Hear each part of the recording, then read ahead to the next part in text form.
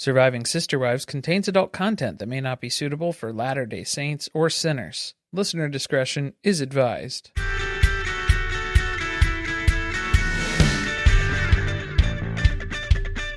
Hello and welcome to Surviving Sister Wives. I'm Corey.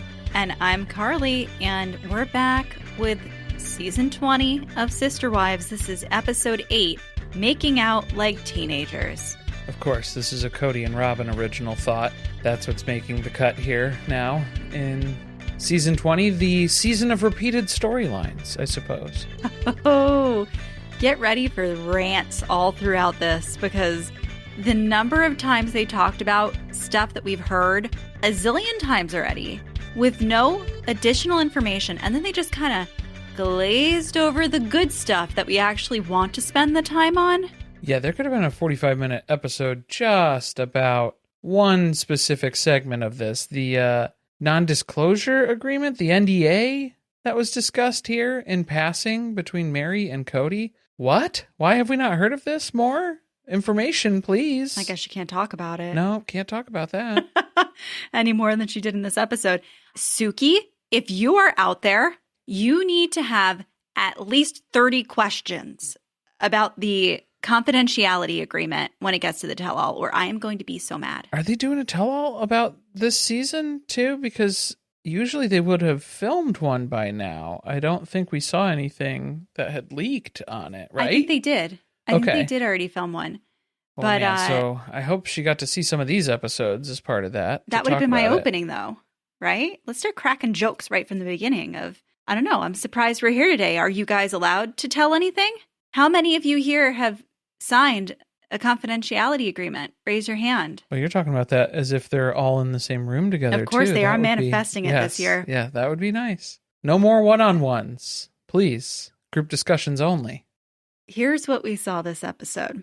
Robyn finds new places to hide from Kody. Meri almost gets cut out of the property sale. Janelle takes silent partner literally. Some weather rolls in as the showdown on Coyote Pass begins. Ominous. Oh, yes.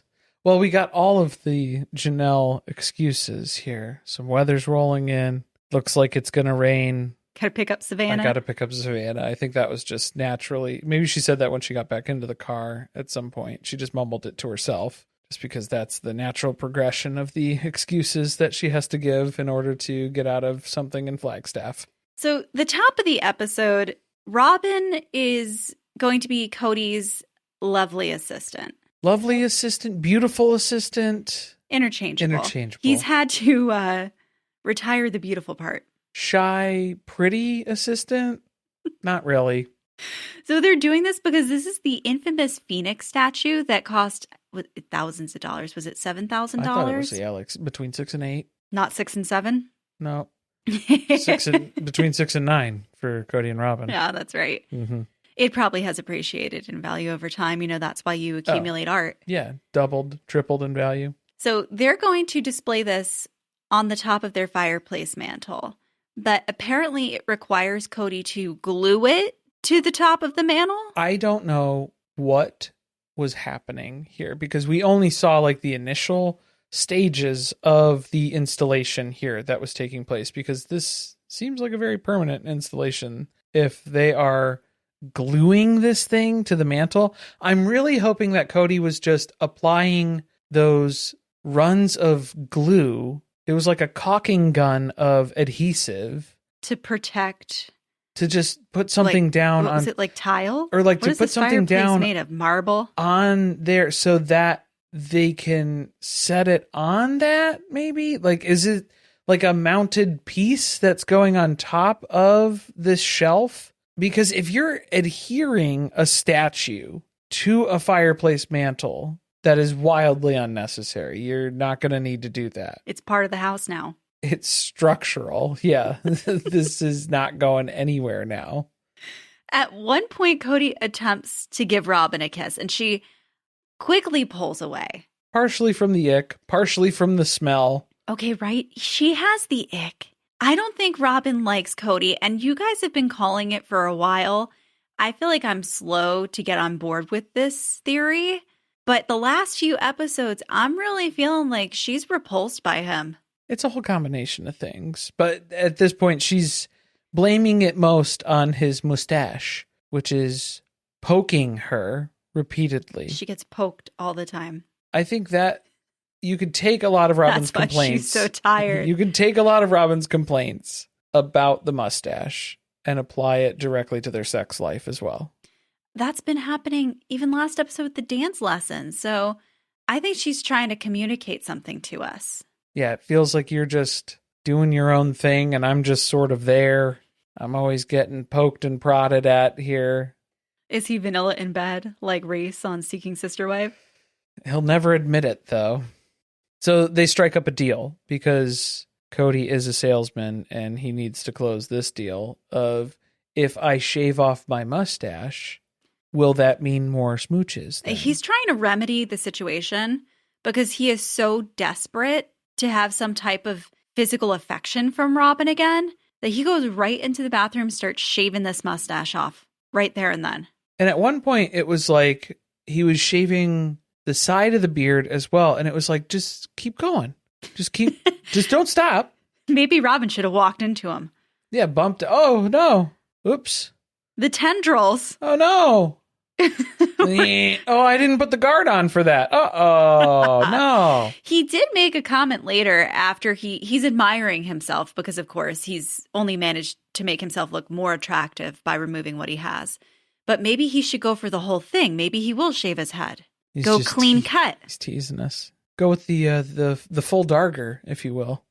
He can't do that until they have the face-off on Coyote Pass because he's got to tempt Janelle with the ponytail one last time. And also, it just begs the question, because obviously we had joked the mustache wore off from friction.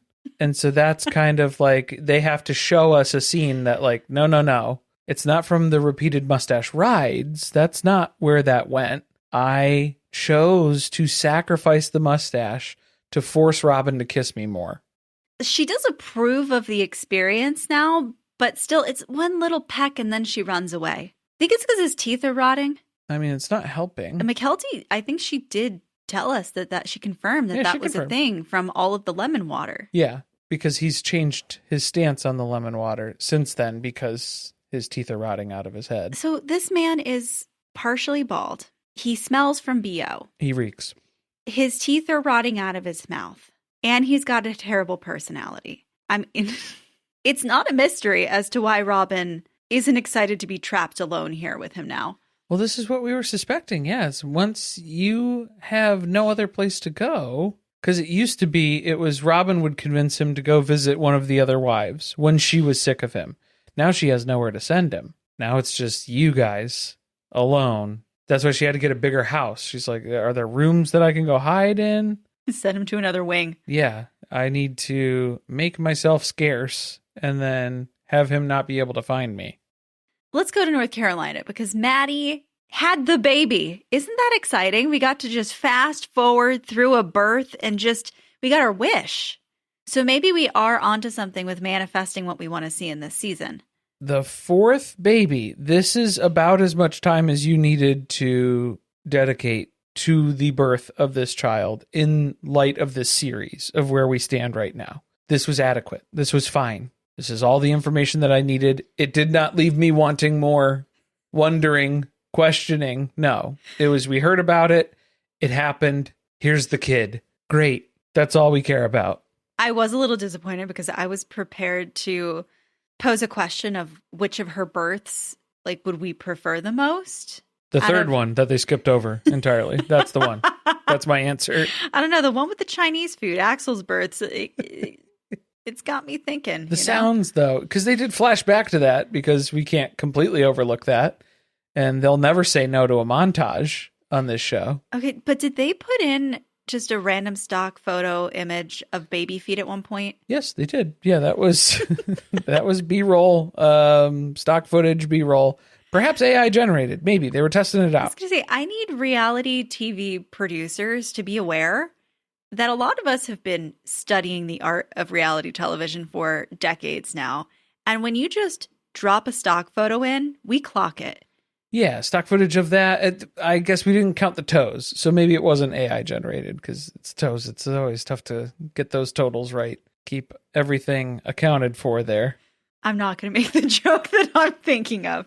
The Quentin Tarantino joke? No. Keep them shoes on, baby. No, it doesn't always. There's not always 10 fingers and 10 toes in this family. Well, that's true. That's not counting children experiencing limb difference. It's not funny. It's not funny. It's not funny. It's not funny. Baby Amelia Estelle was born fast and furiously in the safety of a hospital 10 days after her expected due date.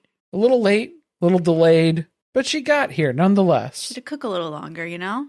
Sometimes we need that. So she was supposed to be born on the anniversary of Garrison's passing, but instead her birthday is 10 days later.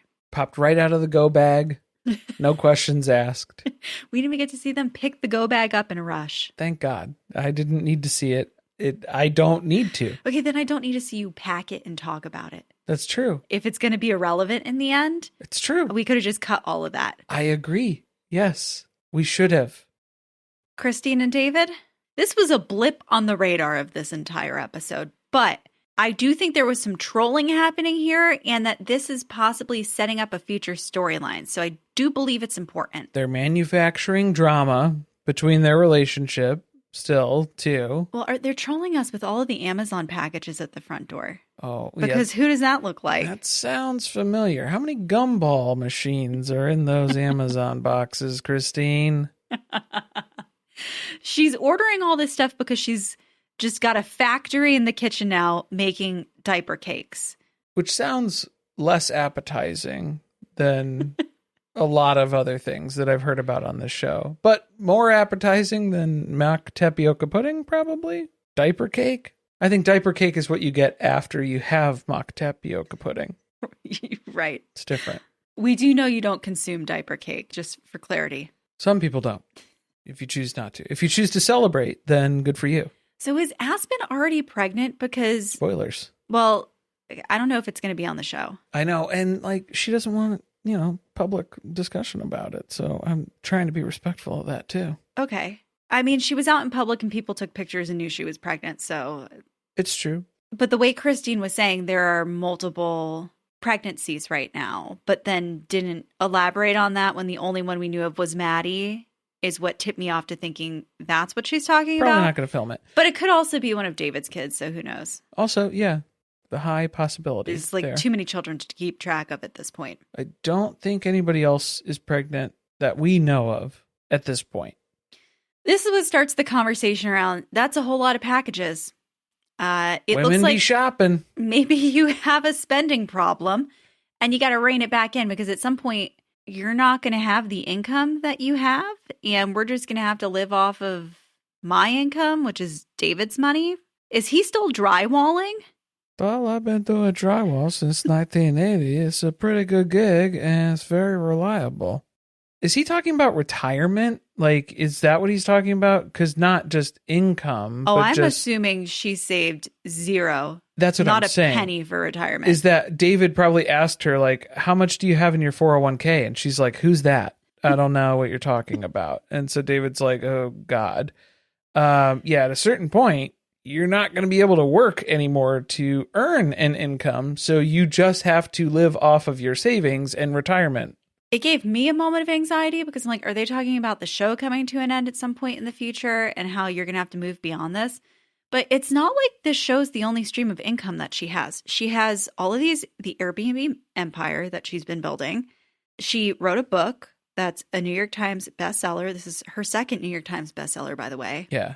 She's got all of these MLMs that she's making money off of. Lots of downlines. And I'm pretty sure she's writing a cookbook. That's got to be what's going on. That's next in the pipeline here for sure. So I think she's doing okay. I think she's doing okay. Yeah, she's still finding other things. But again, to David's point, is like you need to not just spend everything that you earn, though, too. Like that's something that's very important as well, is to like plan for the future and not just live hand to mouth, even though your income is very good right now. You can't just spend every single dollar that comes in. Sage advice. But I really think this is being brought up because then they start talking about paying for college and how I guess David has a different perspective on if you help your kids with money to go to college. Obviously, the Brown family did help the kids quite a bit, at least in the beginning, the first few who went to college, to pay for it. Sounds like there's no money for Truly. That if that's something that Christine's going to do for her, they're going to have to fund that themselves. Well, yeah, there's no more family account that she can draw from, because it used to just be... She does have a father. I'm just going to remind everyone of that. Well, yeah, but then Christine's like, well, the family account, it used to be you just kind of show up and ask Kody for a check, and then he would disperse those payments as needed based on what you were asking for. A lot of it was just meeting up and determining which bills do we need to pay this month that have the most urgent and threatening aura about them this month. Those are the ones that we need to prioritize here. But this is just setting the stage for child support. That's what I was suspecting, is that they're talking about how money is kind of tight, or in the future it could be more difficult. And we know that there's this child custody / support case that Christine filed that we haven't heard anything about on the show yet. Well, in terms of timeline, it would be like the end of that year, or she filed it in the fall. So I don't know what time of year they're having this conversation.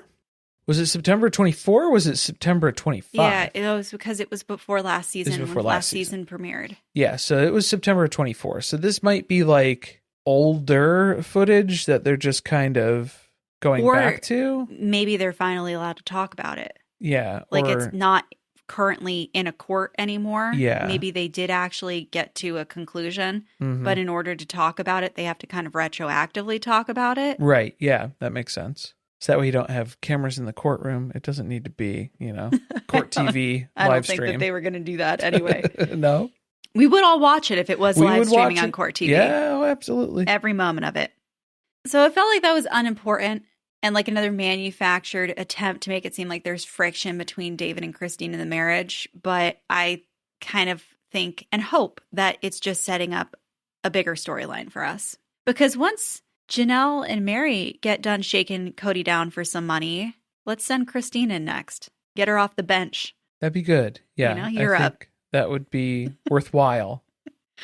All right, so let's go back to Kody and Robyn. Robyn is hiding in the pantry. I think this is the new place that she has found to stay away from Kody. This is a full-time job, is rearranging this pantry, because why is it so full? Everything that they have is just stuffed to the gills. Everything. The garage, the house, the pantry. Definitely the pantry. I'm not really understanding it. And I know that they come from a culture where having a big supply of food is important, but it does just seem like it's just another thing for Robyn to buy. So she just buys a lot of shit. Yeah. And it's a lot of like processed food snacks. Yeah. That one top shelf was just, she unpacked an entire box of single serving snacks and then just shoved them on the shelf. There's a lot of just like bags that are piled up and just ready to avalanche out at any point there. It was giving me really bad anxiety. I'm surprised we haven't lost her to a snack closet cave-in yet at any point this season. We might have to check on her. Yeah, we got to keep an eye on this. Can we send a professional organizer here? Because she needs help. So as she's in there pretending that she's really hard at work, because this is what Robyn does during the day, Kody runs in and he's like, "Good news, Coyote Pass is sold." I love how he's played by the professor from Futurama this episode. Good news, everyone. So the actual update is that they've gotten the earnest money for the property. Right. Not like sold, but there is a offer that's been accepted and financial like standing has been proven for the deal to go through. Yeah. It's not like closed, done deal. No, I mean, like, what if they find out that the ground around the cistern is compromised? That the cistern only holds enough water for like a single household. There's just a sinkhole on Coyote Pass now. They find out what the drainage ditch is actually for. They're going to test one piece of soil for contamination, and then they're just going to see it's full of plague. I think there's still a lot of fears as far as if we're going to get to the finish line of it actually being sold. Right. But that's just getting Robyn emotional. She's got to make it clear to us yet again that this is So devastating for her personally, because she had this big dream of what Coyote Pass was going to be. And all of these other terrible people ruined it for her. You know, I kind of built up Coyote Pass as this thing in my mind that was just going to fix all of my problems in my life. It was like this distraction, diversion from everything that was upsetting to me. And now it's not that. Now it's like a source of a lot of frustration in my life. And yeah, what's she going to dream about now about how her life's going to get better from here? Well, yeah, it's the bigger house. Like, that's what it is. And because they already spent the money from the sale of Coyote Pass on this house. So, like, that's it. There's your answer right there. I did like watching them move the picnic table. The picnic tables from storage. I would have been like, I'm sorry, that doesn't come with the property. I don't want to buy it anymore now. I've lost interest. I wanted that electric blue picnic table.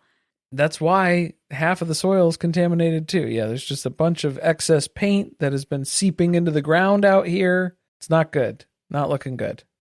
Well, there's solace in the castle. The king and the queen reside in the castle. Yeah, so this gives us a little insight into what Kody thinks about his new life with Robyn, because on Special Forces, he wrote his goodbye letter to her last week. And one of the things that he mentioned was their home being a castle. She didn't call him a king in her video to him, though, I noticed. So now that the property's kind of sort of sold, I guess mostly sold. I guess we should sit the kids down and break the bad news to them. Is it bad news? Is it good news? It's very neutral news. I think they wanted them to cry. Oh. Don't you think they wanted this to be like a moment of devastation as they enjoyed their Fat Olives pizza?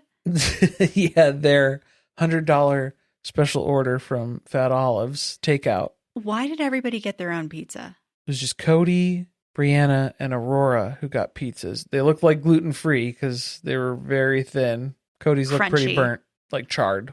Oh, they did that on purpose. They saw whose order it was. They were like, oh, this is the Kody Brown one? Yeah, 10 minutes. Leave that in that. 10 minutes in the oven. The 500-degree oven. Keep spinning it. A little longer. And then Saul and Ari got pasta. Robyn went with the salad. Of course. She eats like a bird. She's so tiny.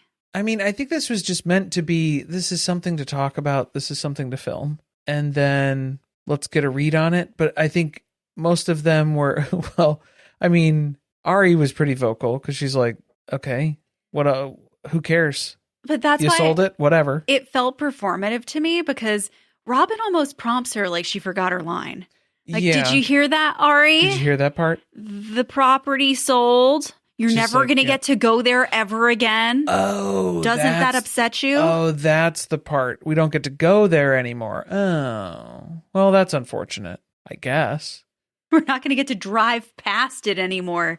Can't see it from the balcony. And talk about how one day we may live on it. Mom's not going to get to take her sun hat out there, straw hat, and traverse the property, get her steps in anymore. No, not anymore. That's where Aurora really has to bring it down for us. It's like the death of a dream out there, basically, is kind of what it is. Robyn Jr. Yeah. Bringing it down for us. She knew what she was supposed to say. Yeah, because she could tell by Robyn's frown which degree and shade of frown that she had going on at this point in the meal, where Aurora was like, I gotta say something to the effect of the emotional distress that is very clearly visible here. Why don't we all just toast to it? Like, why can't we just be excited about something ever? Did they even have drinks? I think they're all just choking down this just Fat dry. Olives. Robyn doesn't allow drinks because, there's heavy metals in the water supply. Yeah, that must be it. Something along those lines. She can't find all the soda in the pantry. It's buried. Yeah, it's under all the snacks. You can't get to them. You would think that they would have learned their lesson, though, is keep these kids hydrated. That should be top of mind for Kody, for every child that he ever interacts with for the rest of his life. The best memory that Kody has is of that day that he stripped down and jumped into the pond.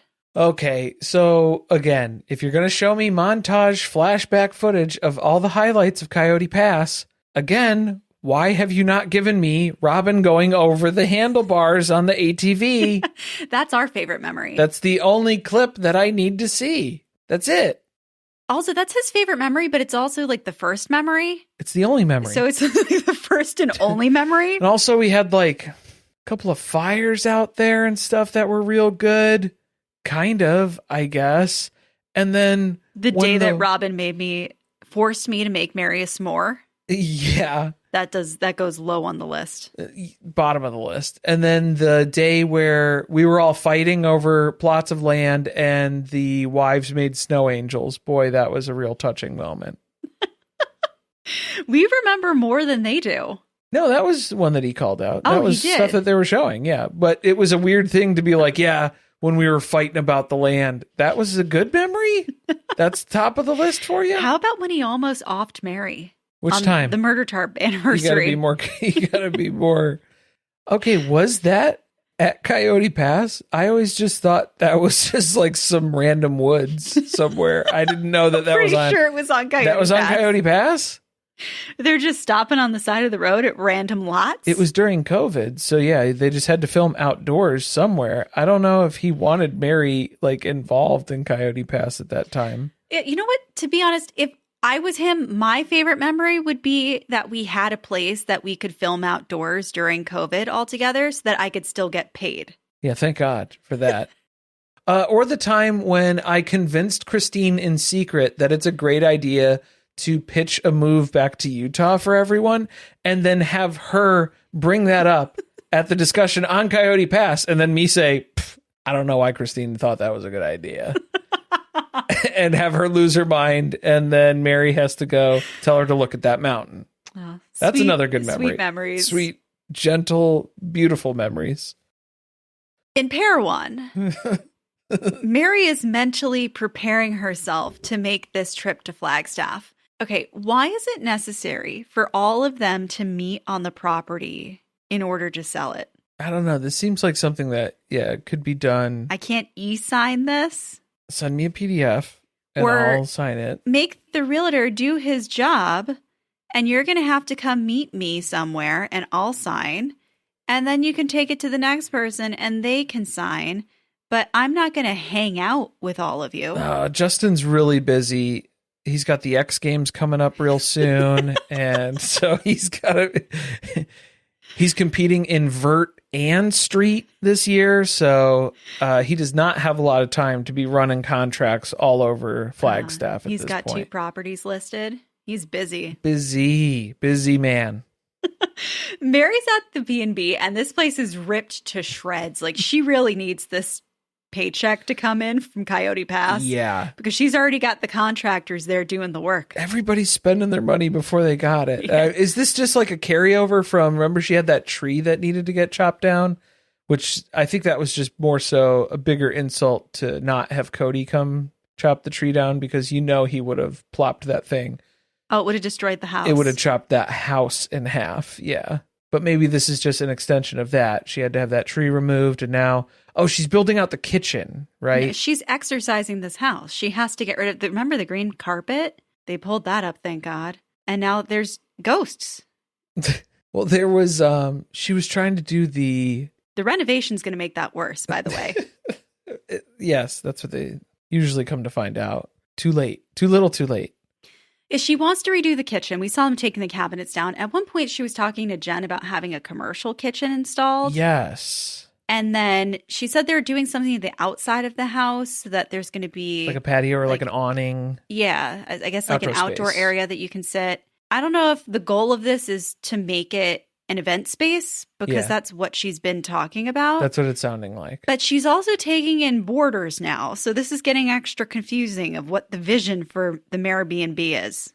I don't know if she's collecting rent from her friend. This is her roommate now who's moving in for indefinite period of time. This is a mystery. Yeah, there's a lot of things. Amber Atkins. Amber Atkins moving in right by the airport. I liked Amber. Amber had some good lines here. Mm-hmm. She was making sure that Meri was aware of where she stands and reminding her of, the important things here to remember as part of this process. Well, Meri's venting to her about everything that's been happening lately with the property, because it's not been going well. And especially her relationship with Robyn. This is weird, because what conversation was this? Meri's talking about, the last conversation that we had when we were talking about dividing up the land.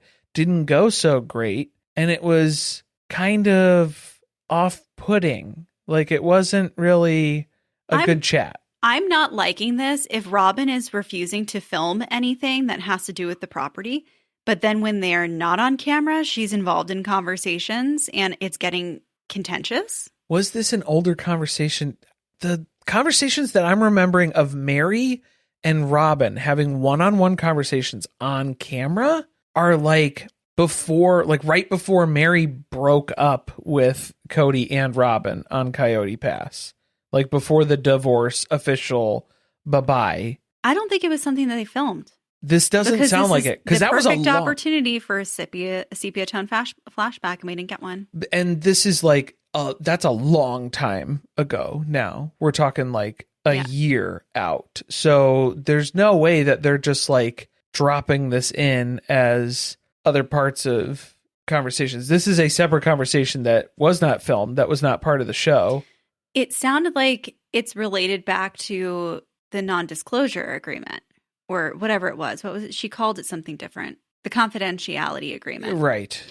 That's how I took it. I took that it was related to that and getting everybody's names on the property. Yeah, it sounds like the titling move, that shuffle.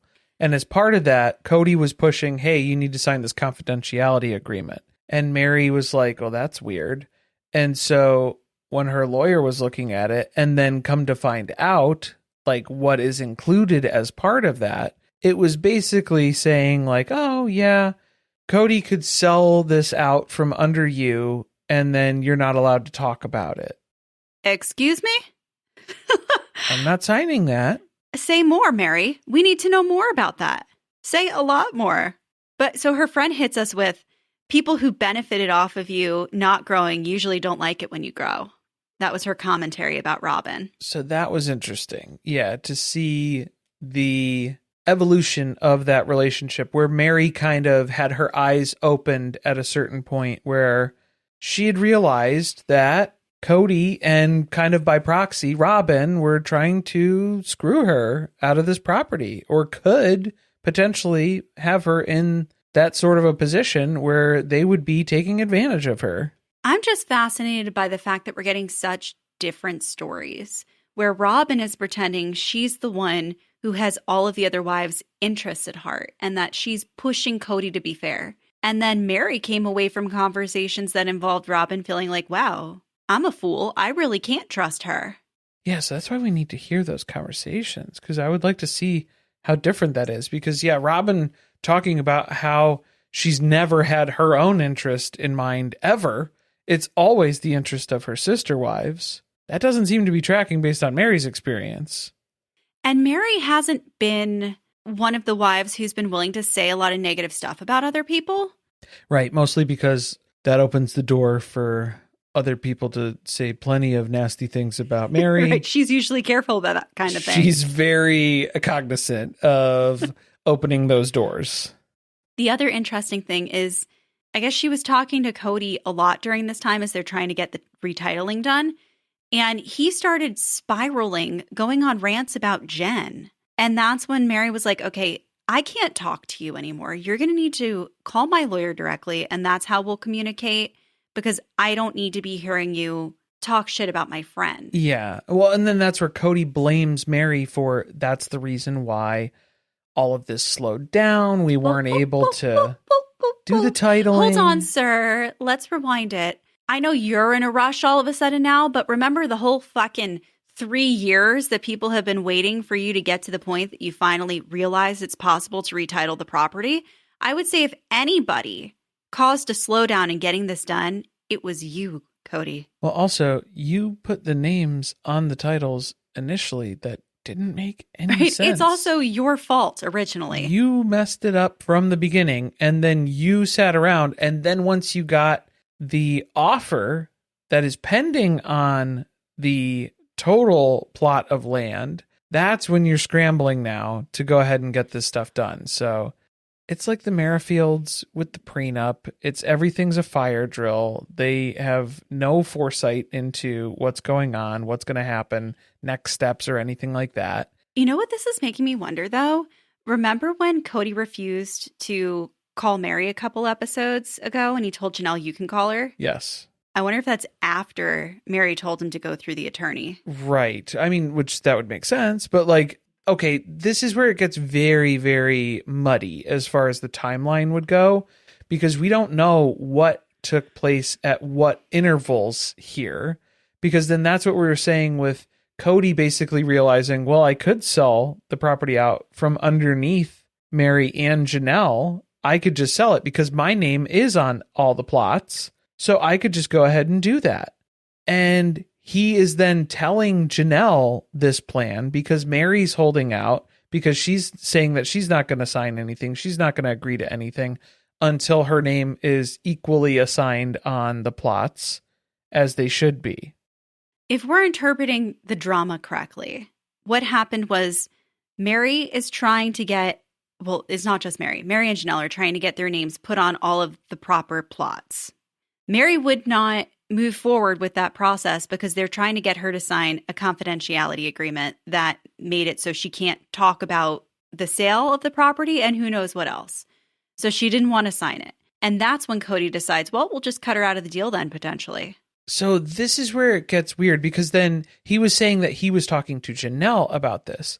And Janelle probably looked through the contract or looked through the title information that they had available, and she kind of agreed with Kody, because he was basically saying at the time, well, if Meri doesn't do what I want, I can just sell it out from under her. And Janelle's like, well, I mean, technically you could. Yeah. But like, you would be screwing Meri in the process, is the part that she didn't say. That's where she lost me. Okay. But no, like, I think she did then take that to Meri, because remember that conversation when they met up on the land and Janelle's like, hey, heads up, Meri, Robyn and Kody might try and fuck you over here. And Meri's like, they would never do that. And she's like, okay, well, good luck. I told you what I told you, but you should probably like really look through everything that they send to you with a fine tooth comb. I think these are two different points in time, though. Okay. That's what I'm saying. That happened a while ago when they first started this. Okay, let's start pushing Kody to get the properties retitled so that we can sell it. Yeah. And broken up however they wanted to do it. Now they have somebody who's ready to buy the property and he's trying to rush this all through. And he's getting frustrated that Meri's becoming a bottleneck to that. Right. So was Janelle right originally about the fact that they may try to screw you? Correct. Yes. I did not like that she didn't say to him, yeah, you could try to do that. Didn't you already admit to Meri's lawyer? Like, she has a whole bunch of documentation at this point that you've been discussing putting her name on all the pieces of this land. So if you then don't do it and then try to screw her out of money for the property, I'm pretty sure you're going to get sued. Yeah, a little bit. Yeah. And so, I mean, that's what Janelle's like, you could.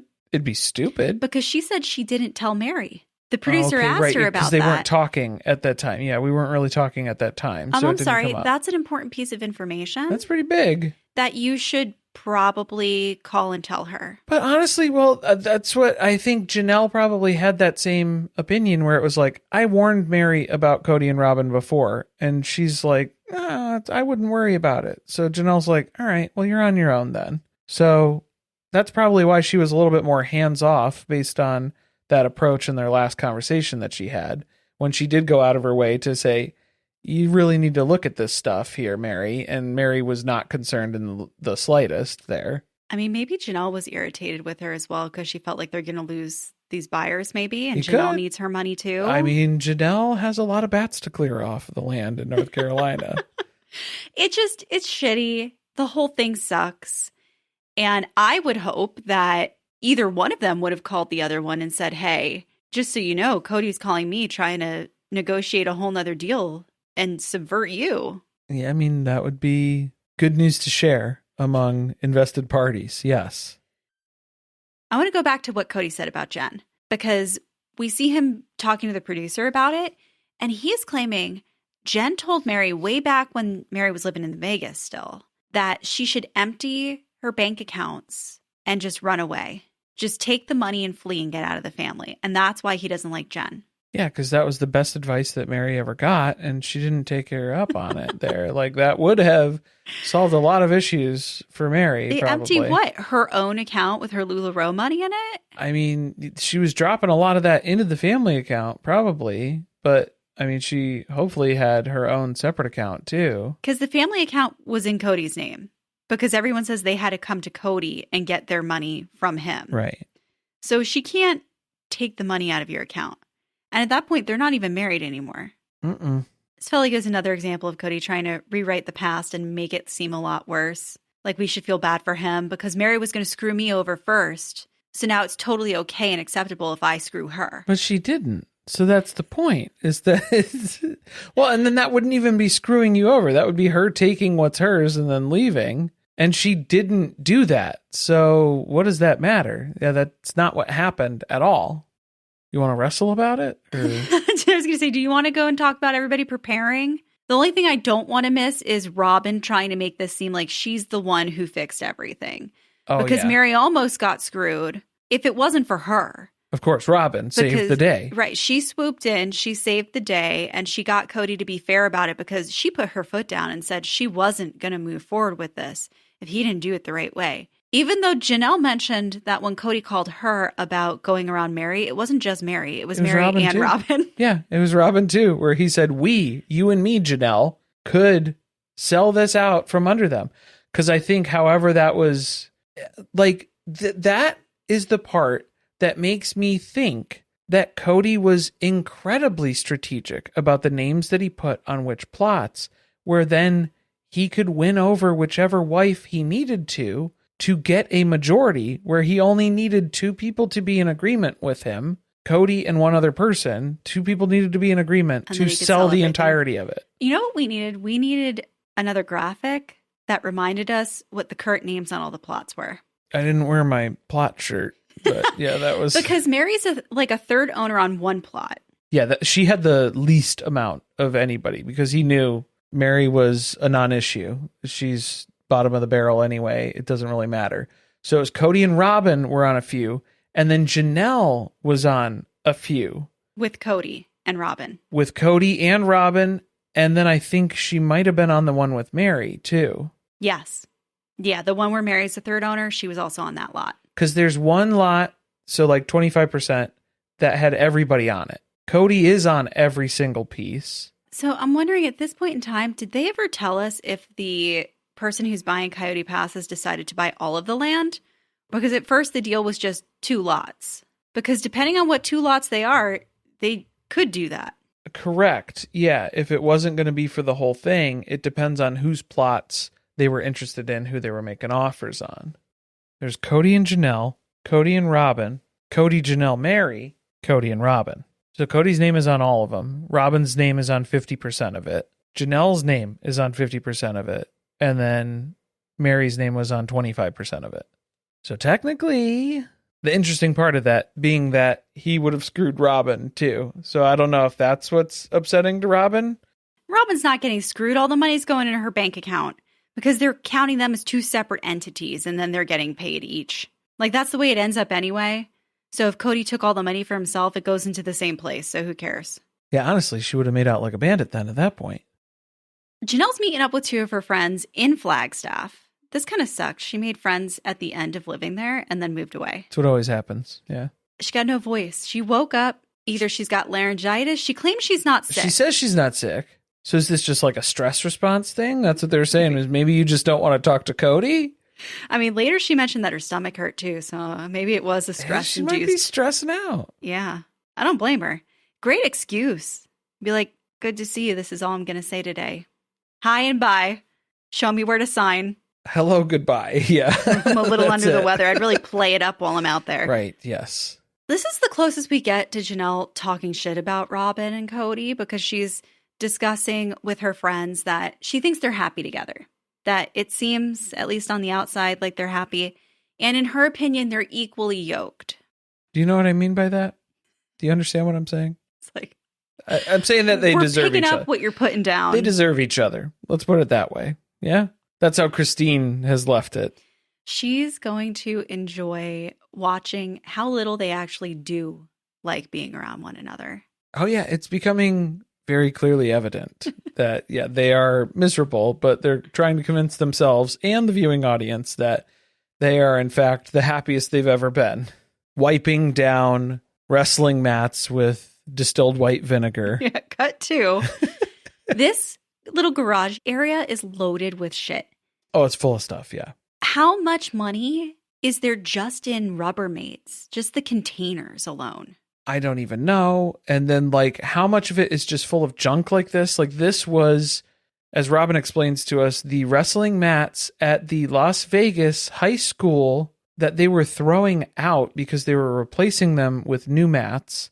And Kody was like, oh, yeah, let me get a couple pieces of that. And so he's just had these babies in storage, which Robyn hates. That's probably why she came over here. She, like, had a window open and got a whiff of the disgusting plastic and armpit sweat. I think she's realizing she threw the wrong tubs out. She's like, oh, no. She thought those got lost in the move. Oh, no. Yeah, which storage unit did you find? What is this? Why is he even taking them out? Who's going to use them? Where are you going to put these? You're just going to have these on wrestle the... baby Saul? I don't think they're in the same weight class. That's not going to be fair at all. Maybe it's for his special forces training. It could be, yeah, at this point. But Robyn's trying to pretend like she's supportive of this because it's Kody's special interest is wrestling. And so she's on board because it makes him happy. But she is very upset that these have made a resurgence here. Doesn't he have his little area, though? He has his own, like the RV garage. His own enclosure, yeah. Yeah, where he gets to keep all the stuff that she doesn't want to look at. Hopefully, yeah. I mean, like that was the plan maybe here. So that's why he's busting all this stuff out. This is the barn dominium 2.0 here, baby. Now Meri knows what she would have been living above. Those stinky wrestling mats. That would have been in the living room. Yeah, the dining room, right? That was what Janelle's setup was that Meri had like a flashback to. And she's like, oh my God, I just remembered that. Yeah, at the Lehigh house. Janelle had wrestling mats under her dining room table, and they would just move the table out of the way and then wrestle. Were these the same mats that he then had to coerce Christine into putting into her garage? Maybe. Because that's what she said. It was when they were in Las Vegas. It was the Las Vegas high school wrestling team that was changing that out. So it might have been around that time. Yeah, remember when Christine was begging him, okay, we'll put them in my garage, but then you have to spend more time here. And he was like, okay, yeah, sure thing. Fingers crossed behind his back. And then Christine's remembering, oh, yes, she spent plenty of time mopping and cleaning those wrestling mats herself because they were all in her garage for a long time. She doesn't do that anymore. I don't think Robyn's been out here busting out the mop or the Swiffer wet jet. Whatever smell is in them is just embedded inside of them at this point. There's no cleaning that. Yeah, you can't get rid of that smell. And maybe that's what some of that is just makes him feel youthful again. Well, and some of that's just like transferring to Kody. It's just in his clothes. It's like pores. Yeah, it's like cat lady house smell. You know, it's just now it's in all your clothes too. Shall we travel to Coyote Pass?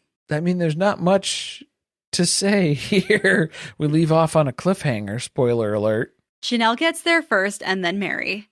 They seem to have looked at their clocks and seen what time it was. They had an agreed upon time they were supposed to be here, and they showed up on time. There was a little side hug. There was like a good little... I thought the side hug was a little cold. It was forced maybe, or something there. It was just like they were doing okay, but then I think they realized very quickly, I had about 5 minutes of small talk that I had lined up for this, and this is the waiting period now is going to far surpass that. So we need to bridge this gap somehow. And Janelle's taking a look around. She's like, I'm just going to get back in the car because it's cold. Weather's rolling in. Storm's coming. A housewives countdown so that we could see how long it was taking for Kody and Robyn and Justin, the realtor, because he's still not here by the end of this. He was still working on trying to land that 720. Yeah. It's just took a little extra time. He hasn't been able to. It's tough. It's a blind landing. It did start to rain. I mean, they were right. The weather was rolling in. Yeah. It's a little chilly. Janelle doesn't have a jacket. She just bought the vest, you know. She's used to this North Carolina weather now. Her Tata Farms shirt. that she was rocking there for the Coyote Pass sale. Trading one dream for another. Yeah, upgrades all around. I don't think Meri had a message tee on. Usually that's how she prefers to communicate. Yeah, I don't think so. But then Kody and Robyn eventually roll up. And so now everybody's back in their vehicles. Kody and Robyn have rolled up third in line here. And then nobody gets out of their car. But yeah, you can clearly see on the windshield for Meri and Janelle's car, it's wet. Like, it's actively been raining here recently. So if you're the last ones to roll up and then you don't get out of the car, why would they get out of the car? Robyn's being dramatic, trying to make it seem like they're sitting in their cars because they want to send a clear message to us that they don't want to talk to us. Message received. Does she think that they're sitting in the car texting each other about them showing up? Mean girls. They're doing mean girl stuff. She's so convinced that she's being ganged up on at all points in time. Wouldn't you just think Meri and Janelle, two people who've never really been big fans of each other, I'm kind of not shocked that they're not out there having a conversation and reminiscing on old times. Well, also because they already did that. That was it. 2 seconds and back in the car. Okay? Like, it didn't take much. We ran out of material very quickly. If you're the last people to show up, shouldn't you get out of the car? That's what I'm saying. Is like that. I think the onus is on if you're going to show up late or you're the last people to arrive and you want to hang out, then you need to actively show that you're getting out of the car. What if Robyn hadn't come? See, what I was expecting was Kody would start to get out of the car and then Robyn would be like, well, it's cold. I don't want to get out of the car. And then Meri and Janelle would have gotten out of the car if Kody was starting to get out of the car. And then Robyn would stay in her car. And then it's like, well, now it's weird because now you're in your car. He just seemed like he was so all about small talk when they had that Zoom call that I find it hard to believe that his first instinct was to hide and not have a conversation with them. To stay in the car. Yeah. I mean, the last time didn't go that well. So I mean, maybe that's fresh in his mind. Right. I mean, he's kind of chuckling to himself and he has to explain to Robyn that everybody's staying in their cars, you see, because we're still in our car too. Yeah. Well, there's also nowhere to sit. Yeah, you took the picnic tables, man. It's gone. Are they going to sign paperwork on the hoods of their cars? Is that what Justin's bringing here today? No, I think Robyn's going to turn around and they're just going to sign it on her back. Like at the end of the Goonies. Remember? Just send me my bottle of 2003 Dom Perignon. You know where I live. Forwarded to my new address. Well, that's where we leave them this week. There's still no Justin. It's a standoff on Coyote Pass. We have no idea what's going to happen next. Is there going to be a fight? A physical altercation? Will the police be called? We don't know. Probably not. I doubt it. Oh, Janelle's going to go to New Orleans next episode. She's going to eat bugs, you guys. Yeah, she's really taking risks now that she's got that money in her bank account. Why don't you eat beignets? Like, there's so many better things that you can eat in New Orleans. She's got to get her protein in. She's got protein goals. Oh, yeah. And Robyn makes Kody's kids not speaking to him anymore somehow all their faults and not at all his. So but then it makes him feel bad because she's talking about her relationship with her father and how bad that is and how much it hurts her. And so then in turn, Kody's like, you're making me feel bad for being a bad father. Yes, it's something to consider at this point. A few quick announcements before we go. Make sure to check out our other podcast, Surviving Reality.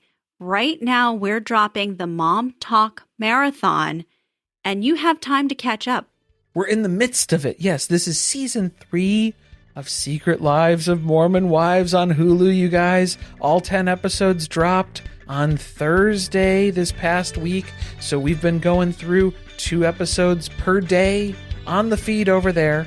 Or you can listen to them early and ad-free over on Patreon. And big announcement, Traitors is coming back. The beginning of January, was it January 8th? Yes, I think it's right in there. We love the Traitors. Love the Traitors. We recapped last season over on Surviving Reality, so we'll be doing that again when the new season starts. So if you're interested in that, be sure to subscribe there as well. Thanks for listening. See you next time.